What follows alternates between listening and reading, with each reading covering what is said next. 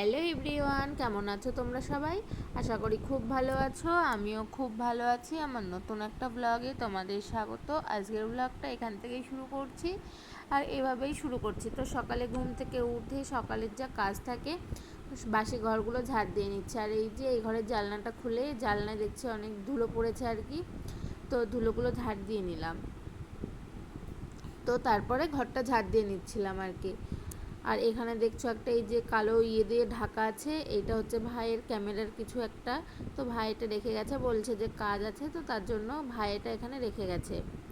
তো কালকে বিকেলে এই যে একটু ঘুরতে গিয়েছিলাম, তো জামা কাপড়গুলো এখানে রেখে চলে গিয়েছিলাম, আর গোছানো হয়নি। তো আজকে সকালে এই যে গুছিয়ে নিচ্ছি জামা কাপড়গুলো। অনেকগুলো জামা কাপড় ছিল, তো গোছানো হয়নি, তো তার জন্য সকালবেলায় এখন গুছিয়ে নিচ্ছি, নাহলে আবার পরে আরও বেশি হয়ে যাবে, তার জন্য আরও গুছিয়ে নিলাম। তো আপাতত এই জামা কাপড়গুলো এখানেই রেখে দিলাম, পরে জায়গার জিনিস জায়গায় রাখবো, কারণ হচ্ছে নাহলে অনেকটাই লেট হয়ে যাবে সকালে। আর এই যে একটু সোফাটা একটু ঝেড়ে পরিষ্কার করে ঠিকঠাক করে রেখে দিলাম, কারণ সোফাটা একটু অগোছালো হয়ে গেছিলো, কারণ জামা কাপড়গুলো ছিল, তো তার জন্য। তো তারপরে এই যে জামা কাপড়গুলো আমার গোছানো হয়ে গেছে, তো তারপরে এই যে ডাইনিংটা আমি ঝাড় দিয়ে নিচ্ছিলাম। তো ডাইনিংয়ের পিছনে কালকে একটু জানলাটা খোলা ছিল, আর এই জানলাটা দিয়ে মানে একটু ঝড় হচ্ছিল, হাওয়া হচ্ছিল আর কি, তো অনেকটাই পাতা মাথা আর কি পড়েছিল নোংরা। তো সমস্ত ঘর আমার ওইদিকে ঝাড় দেওয়া হয়ে গেছে, আর ঘর ঝাড় দিতে দিতে কারেন্টটাই চলে গেছিলো। তো এইভাবেই তোমাদের সাথে আজকে ভিডিও শেয়ার করছিলাম। তো আমাদের ঘরে এই যে বিছানাটা তুলে নিচ্ছিলাম, আর আজকে মেয়ে আগে উঠে পড়েছিল বলে বিছানাটা আজকে আগেই তুলে নেওয়া হচ্ছিলো। তো বিছানাটা আমি তুলে নিচ্ছিলাম, এই যে বালিশগুলোও ঠিক করে রেখে দিলাম। তো এইদিকে আবার আমার বিছানাটাও গোছানো হয়ে গেছে, তারপরে ঘরটা আবার ঝাড় দিয়ে নিচ্ছিলাম। তো এই যে সমস্ত ঘরগুলো ঝাড় দিয়ে জামা কাপড় ছিল কেচে কুচে সব ছাদে মেলতে চলে এসেছি। তো জামা কাপড়গুলো ছাদে মেলে দিয়েছি।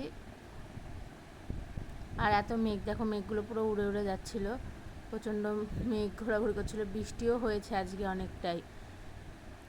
তো তারপরে খাওয়া দাওয়া করে এই যে রান্না বসিয়ে দিয়েছি। তো আজকে এই যে মাছের ডিম নিয়েছিল, আলু আর পটল দিয়ে মাছের ডিমটা করব, আর কাতলা মাছ নিয়েছিল, সেটা দই কাতলা করব আর কি।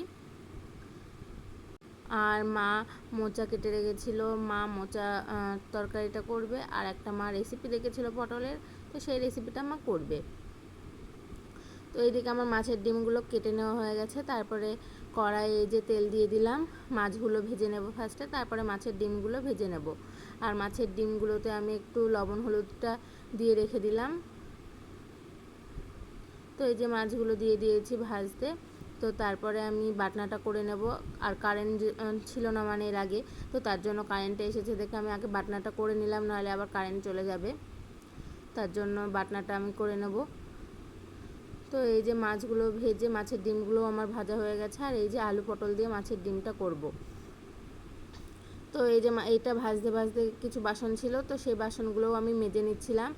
বেশি বাসন ছিল না, অল্প বাসন ছিল, আর এখন যদি না মাজি অনেকগুলোই বাসন হয়ে যায় একবারে, তার জন্য যখন মানে টাইম পাই আমি বাসনটা আগে মেজে নিই।